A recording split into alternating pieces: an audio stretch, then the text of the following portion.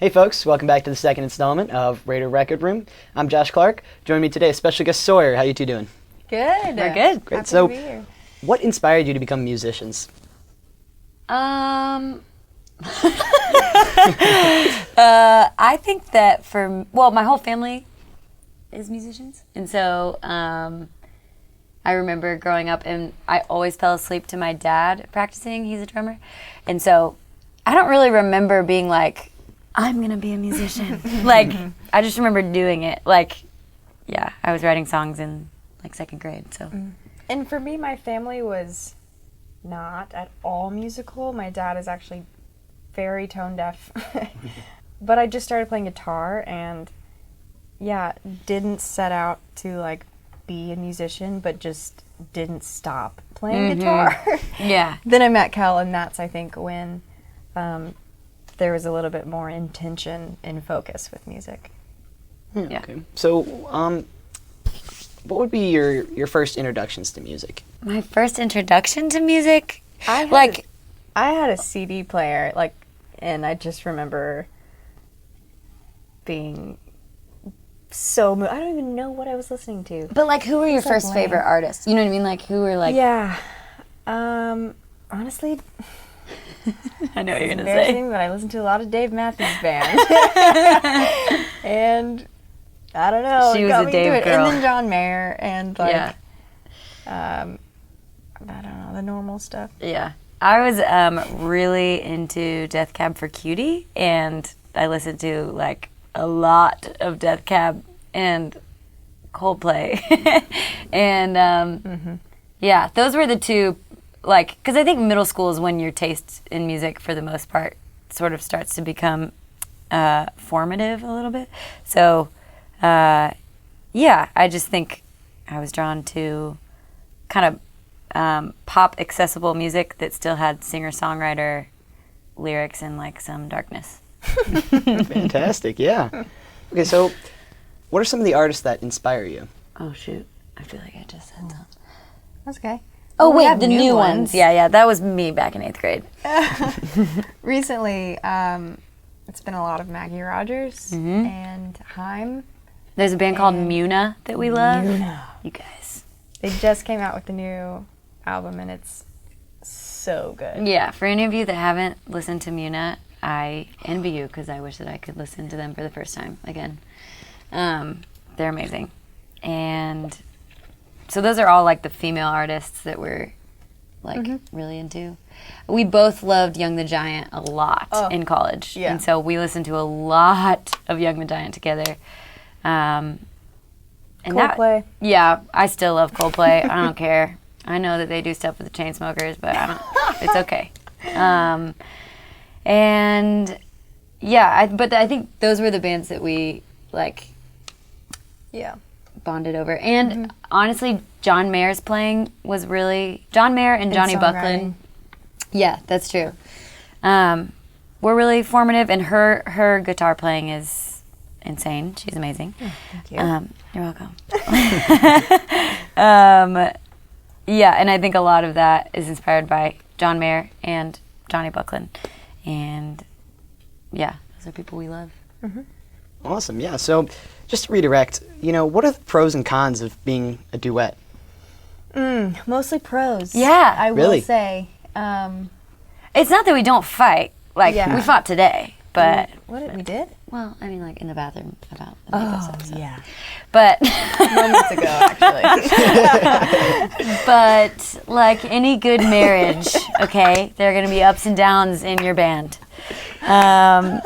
But... Perfect analogy. Yeah, thank you. It really feels that way. No, but it's I think the biggest thing about being a duo is you get to share in your success and in your failures and everything in between. So it really helps just with your mental stability, I think, because it's not all on your shoulders. You're not the sole decision maker. Yeah, that's another thing. It's not your name that they're promoting. Yes. We both were solo artists before Sawyer. And I was done. I was I was Kelly Taylor in high school, and then I was Kelly Taylor in the Bee's Knees when I was a junior in high school. And then I was just Kel and had a solo project. It was just Kel, and then we started Sawyer, and it was so nice to just, I think anything collaborative is a little, we have found more rewarding, but yeah. Awesome. Now, I'm personally curious myself. I got to ask, why the name Sawyer? Oh yeah. Sort of a lame story. Yeah, I mean, we have a tradition of a writing week every winter, especially we did that in college, and we would go to Texas where she lives, and we would make that really My long. parents live. Oh yeah, where her parents live. Sorry. Anyways, it was awesome. We would write all day, and her mom would make a bunch of snacks, and yeah, we kind of like just went for it. And we, it's like a 10 or 11 hour drive, and I had the book Huck Finn with me, and I made Emma listen to me read it, and so. It was good though. And she did liked the it. voices and everything. Oh my gosh, yeah. That's a great story. Amazing Yeah. at the voices. And yeah, so it's from Tom Sawyer. Awesome. Yeah. So you're reaching a lot of people online with your music, right? So what do you want these people to take away from your music? I like that Good question. Great job, Josh. Thank Yes. you so much. This is going awesome.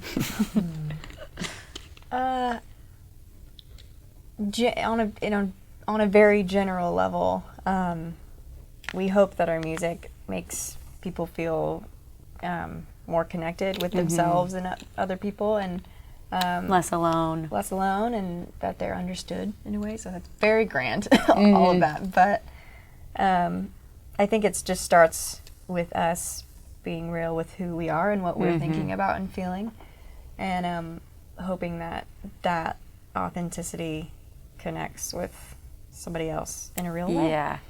And I think there's so much power in like authentic joy, and we have kind of as a band kept like lightheartedness and joy as a pillar, I guess. And so even though we write a lot of sneakily very sad music, we will put it to a happy melody. And so, surprise. That's really genuine. Yeah, that's awesome. Yeah. Fantastic. So one last question here for you, okay? If you were stranded on an island, okay, you could listen to one album forever. What would it be and why? I got it. For me, it would be Casey Musgrave's. What's the name of the album? I'm not going to tell you. You should know. Is it called High Horse? Anybody? No. It's a single. Come on. What's the name of that album? What a World? Oh, What a World. Yeah, that's what it is. But Casey Musgrave's Oh, What a World. She really does love the album. I love it. I know you might not. It might not sound like it. No, because- I get it. I all get it. day, I get it. every day. It's so good. Anyways, what's yours? I would choose, and just for the record, I am not ready for this question. So whatever I say, you just don't take it seriously. But Whatever's on your mind. right now, if I had to choose an album right now, I would choose the Leon self-titled album, which, that's what I would choose right now. But I know that like in a week I'd be really pissed that I chose that one. But anyways, this question does not set anyone up for success. It's too hard. Awesome. Well, I want to thank you both so much for taking the time to come on. Thanks for You having guys us. were awesome. Now, I understand you have something to play for us. We do. Hey, we're Sawyer, and this is our song Emotional Girls.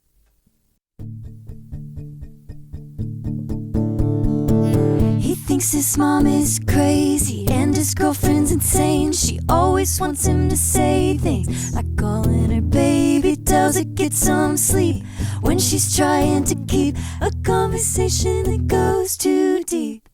And now he's eating alone with the glow of his phone. This is just how it goes. Another love for the show, but he tells himself it's not me, it's all these emotional girls keep asking me to listen. Emotional girls try to talk before I kiss them. Emotional girls fighting back when I dismiss them. It's not me, it's all these emotional girls. We could talk all morning, laugh without forcing, show up without warning. I thought he was for me. He was right, I guess. It was too much to expect some kind of empathy when he left. And now he's rolling his eyes as he scrolls through the night. Won't even let himself cry, no. Another love for the show, but he tells himself it's not me, it's all these emotional girls keep asking me to listen. Emotional girls try to talk before I kiss them. Emotional girls biting back when I dismiss them. It's not me, it's all these emotional girls make something out of nothing. Emotional girls think it's all up for discussion. Emotional girls, they're the reason I keep running. It's not me, it's all these emotional girls.